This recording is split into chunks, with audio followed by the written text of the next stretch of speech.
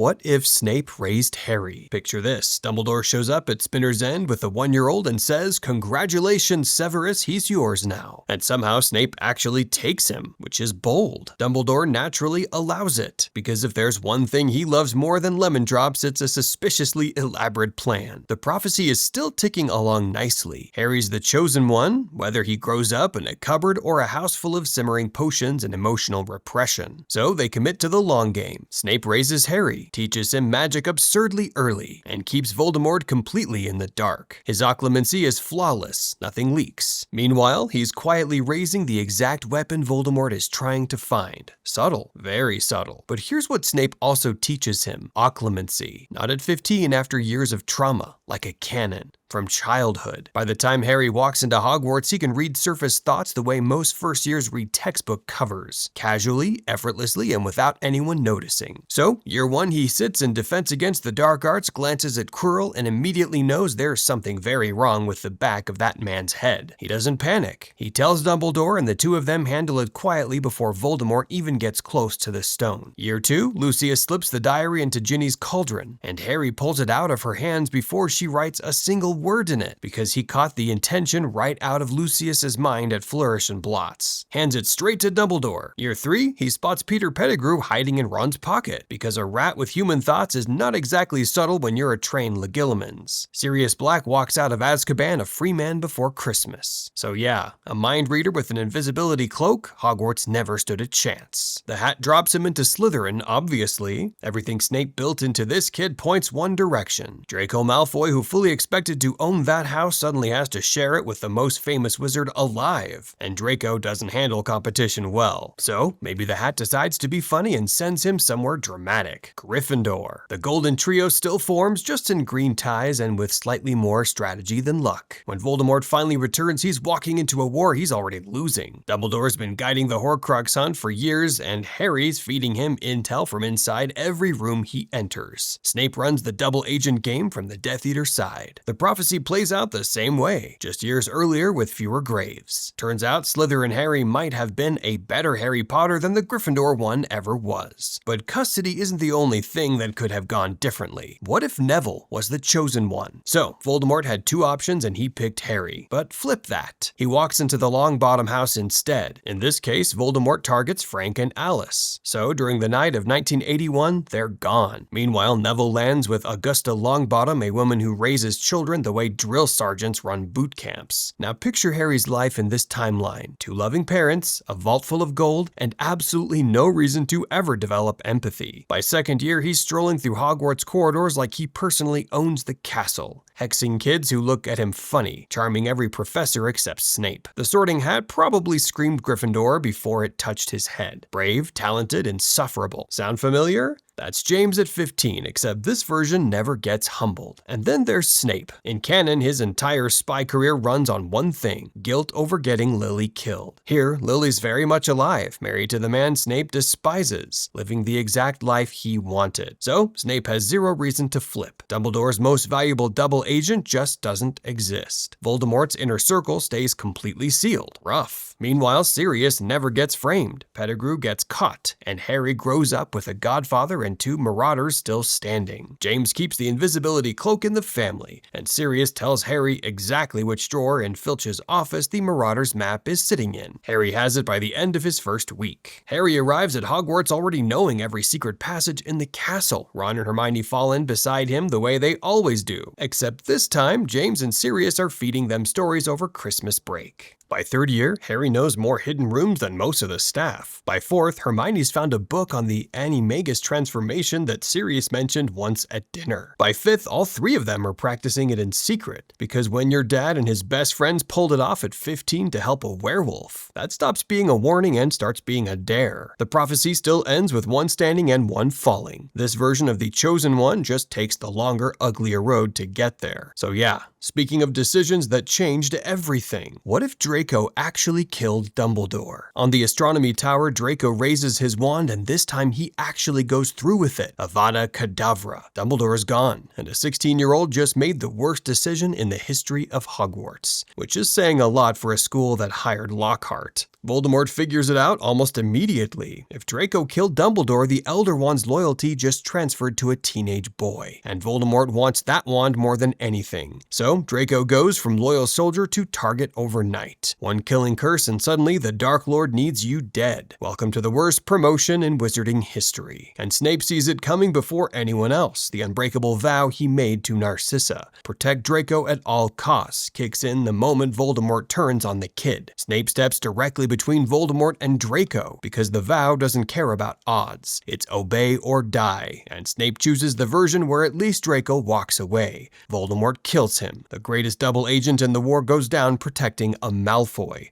which is exactly the kind of irony Severus Snape would hate. That death cracks the Malfoys wide open. Narcissa watches the man who kept her son alive get murdered by the master she served for 20 years, and something in her just breaks the right direction. She grabs Lucius, grabs Draco, and they run straight to the Order. Voldemort's inner circle loses 3 members in one night, and Bellatrix happily takes Malfoy Manor as compensation. But here's where it actually gets interesting for the war. The Malfoys know things. Lucius knows about Nagini. He's seen enough to connect the dots. Narcissa knows what's inside Bellatrix's vault at Gringotts, because sisters talk, even dark ones. And Lucius still has ministry connections deep enough to track down a certain locket sitting around Dolores Umbridge's neck. Dumbledore's dying anyway. The ring curse is still eating his hand. But before he goes, the Malfoys hand him a roadmap to 3 Horcruxes that took Harry years to find in canon. The hunt that was supposed to be a desperate scavenger chase across Britain suddenly has actual intel behind it. Dumbledore dies. The Malfoys land with Harry at Grimmauld Place, the one house Voldemort can't touch. And the war keeps going, except now the people who knew the Death Eaters best are helping take them apart from the inside. Draco's story ends in chaos, but the next what if is the one that starts actual fights in the comments. What if Harry and Hermione fell in love? Okay, the most debated what if in the entire fandom, and half of you just got angry reading the title. It probably starts at the Yule Ball. Hermione comes down those stairs, and instead of Ron standing there pretending he's not jealous, Harry's the one who actually notices. Something shifts. The Golden Trio is now 2 people in love and 1 person watching from across the common room. Uncomfortable? Absolutely. Because this is Ron Weasley, the kid who already spent years feeling invisible next to Harry's fame, Harry's money, Harry's everything. And now Harry has the one person Ron wanted most? That resentment doesn't explode, it simmers. Through 6th year, through the Horcrux hunt, through every campfire where he's sitting 3 feet away from 2 people who forgot he's there. Until the tent scene in Deathly Hallows, Ron walks out, and in this version, he keeps walking. That's where it gets properly dark. A bitter, angry Ron with nothing left to lose drifts exactly where you'd expect, toward people who also hate Harry Potter. Draco Malfoy is the first one to notice, because Draco has always had a nose for useful resentment. The 2 of them built something nobody saw coming, an alliance fueled entirely by revenge. Ron slides toward the Death Eaters, and suddenly Voldemort has something he never had in canon. A spy who grew up inside the Order's inner circle, who knows every safe house, every password, every weakness. Devastating. Harry and Hermione win every battle together. They always did. But the war itself gets harder because the person who knew them best is now fighting on the other side. But bad romance isn't the only costly decision in this universe. What if Dumbledore never put on the ring? 1 ring and 1 moment of weakness is all it took to start the countdown on Albus Dumbledore's life. He knew it was a Horcrux, he knew Voldemort cursed it, and he still grabbed it because the chance to see Ariana one more time was worth dying for. A century of wisdom and grief still got him in under 3 seconds. Now, take that moment away. Dumbledore keeps his hand to himself, stays healthy, and the entire Deathly Hallows plotline falls apart in the best possible way. Snape never has to kill him on that tower. The Mercy Plan never exists, and Dumbledore personally leads the Horcrux hunt. The one wizard who already figured out Voldemort's entire soul-splitting strategy, now going cave to cave destroying pieces of a Dark Lord who still thinks he's winning. The Elder Wand stays loyal to Dumbledore, which means Voldemort eventually has to face a fully healthy, fully prepared Albus Dumbledore to claim it. That fight ends badly for the man with no nose. But the biggest change is the Battle of Hogwarts. Dumbledore is there, standing at the front, and with him, alive, the losses that broke the fandom might never happen. Fred Weasley survives, Dobby survives, Remus and Tonks make it home to Teddy. The battle still happens, but Dumbledore's presence turns a massacre into a victory that actually feels like one. So yeah, one ring changes the whole war, but so does one doorstep. What if the Weasleys raised Harry? Molly Weasley finds out a 1-year-old orphan is being shipped off to muggles who hate magic. She does what Molly always does, fights Dumbledore, wins, and takes the baby home. Harry Potter becomes a Weasley. Ron isn't his best friend anymore. Ron is his brother. They share a room. They share hand-me-downs. They fight over who gets the last piece of toast. And Fred and George teach Harry his first prank by age 4. Ginny grows up with Harry across the hallway, which makes the entire love story either adorable or deeply awkward. Translation: Weasley family dinners just got 10 times more complicated. But the catch Dumbledore was terrified of, Lily's blood protection only works if Harry lives with a blood relative, and the Dursleys were the anchor keeping that ancient magic alive. Move Harry to the Burrow and the shield vanishes, which means Voldemort's followers can find him and Death Eaters could show up at the Weasleys' doorstep any Tuesday. So Dumbledore has to build an entirely new protection system from scratch. More spells, more risk, more Order members standing guard. But all of this starts with Harry losing his parents. Now, take that away. What if James and Lily survived? Voldemort walks into Godric's Hollow on Halloween 1981, and the attack fails. He disappears that night, but everyone who matters knows it's temporary. James and Lily Potter wake up the next morning alive. The baby's fine, and the living room is absolutely not. Harry grows up with parents, 2 Gryffindor legends who survived Voldemort personally. James is an Order veteran, definitely overprotective, and exactly the kind of dad who shows up to every Quidditch match yelling louder than the commentator. This Harry walks into Hogwarts confident, maybe a little too confident, strolling into the Great Hall like he's already been here before. And here's the part that quietly breaks the entire story. The prophecy says Voldemort will mark him as his equal, but in this timeline there's no scar, no piece of Voldemort's soul hiding in Harry's head, no mental connection to the Dark Lord at all. The Chosen One was never actually chosen. When Voldemort returns, Dumbledore has to hunt every Horcrux without the accidental glimpses into the enemy's mind. Without the visions, going cave to cave is completely blind, and the final Horcrux, the one that was supposed to be Harry himself, simply doesn't exist. But the war still finds them. Department of Mysteries, 5th year. Except this time it's not Sirius standing in front of that veil, it's James. Bellatrix hits him the same way she hits Sirius in canon, and James Potter, the man who survived Voldemort, who spent 14 years raising his son, goes through the veil and doesn't come back. Harry loses his father, his actual dad, and somehow that hits harder than anything Voldemort ever planned. Apparently figuring out who should raise Harry Potter is the fandom's favorite hobby, and this next one is everyone's guilty pleasure. What if Sirius raised Harry? Peter Pettigrew gets caught on November 1st, 1981. Sirius never goes to Azkaban, and he picks up his godson from the wreckage of Godric's Hollow and takes him home. The wizarding world is absolutely not ready for this. Sirius Black raising a child is a motorcycle with a car seat attached. The man was 22 years old, freshly devastated, running on grief and adrenaline, and his entire parenting strategy would be pure chaos. And flying lessons start at age 3. Remus Lupin moves in within a week because someone has to make sure this child survives to Hogwarts. But the real butterfly effect here is Pettigrew. In canon, that rat hides with the Weasleys for 12 years, escapes, finds Voldemort, and personally resurrects him in the graveyard using Harry's blood. Take Pettigrew out and Voldemort stays trapped in Albania as a ghost, surviving on possessed animals and hoping someone shows up.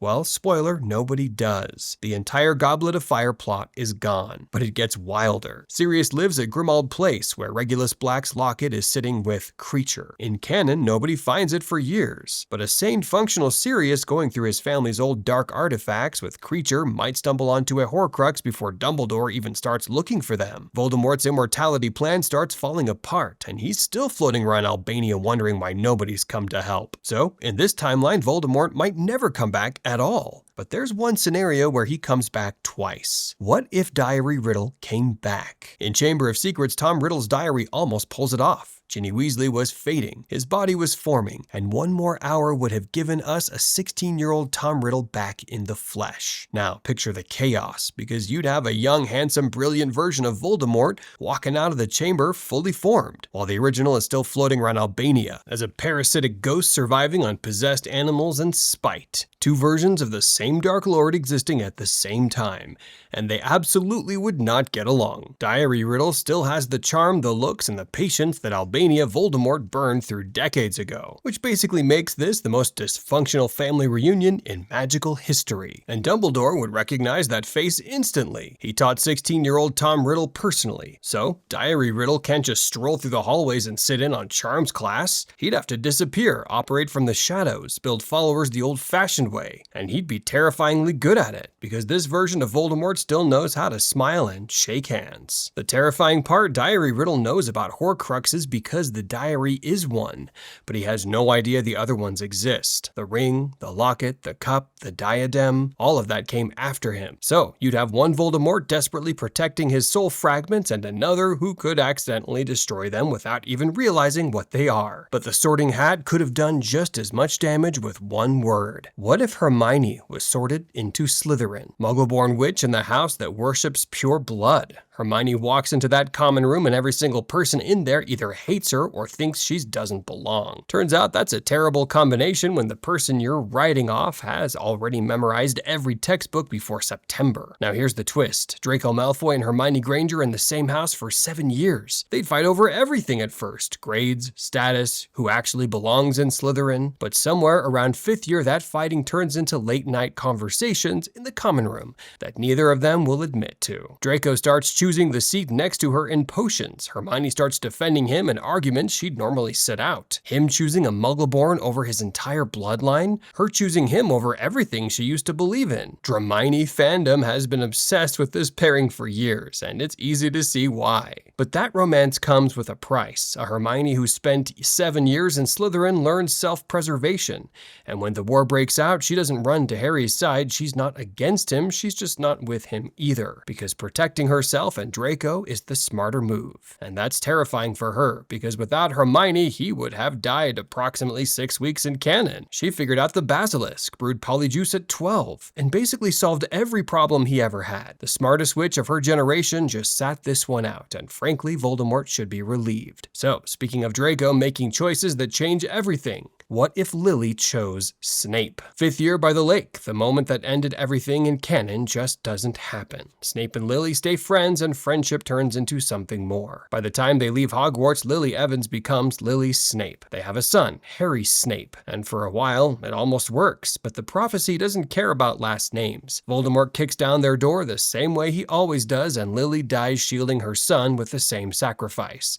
the same ancient magic. Snape dies beside her, and baby Harry survives with a scar and absolutely no one left. Now, here's where it gets dark. No Potters in the picture. James is alive, but he wants nothing to do with Lily's son by the man he hated most. No Dumbledore swooping in with a doorstep plan, because the blood protection that worked through Petunia doesn't apply when Harry's father is Severus Snape. So who takes the kid? Narcissa Malfoy. The Snape connection runs deep enough. Severus was practically family to the Malfoys, and Narcissa isn't the type to let a half-blood orphan with the right connections go uncollected. Harry Snape grows up at Malfoy Manor, sleeping down the hall from Draco, wearing hand-me-down robes that actually fit for once. By the time Hogwarts rolls around, Harry walks in angry and doesn't know why. The hat drops him into Slytherin before he sits down. Draco's right next to him, like a brother, which is somehow worse. Neville Longbottom is the chosen one in this timeline, quietly building the same stubborn courage he always had, while Harry drifts deeper into exactly the wrong crowd. Voldemort notices him early, a Snape by name, raised by Malfoys, full of rage with nowhere to put it. Recruitment practically handles itself. And then the Department of Mysteries happens. Harry's on the wrong side of it, fighting alongside Death Eaters, face to face with James Potter and Sirius Black. Bellatrix fires the curse that was meant for Sirius in canon, but this time it hits Lucius, the closest closest thing Harry had to a real father figure, and he goes down. Harry watches the only man who ever raised him die in a building full of people who think they're saving the world. Neville finishes the war, because somebody had to, and Harry Snape, angry broken on the losing side of history, ends up in Azkaban, couple cells down from Dolores Umbridge, which honestly might be the worst part of it all. So, none of this actually happened, but what if you want to know what happened to every wizard after the Deathly Hallows? That's your next lesson here at Stickman Hogwarts. Click now before the Ministry classifies this information.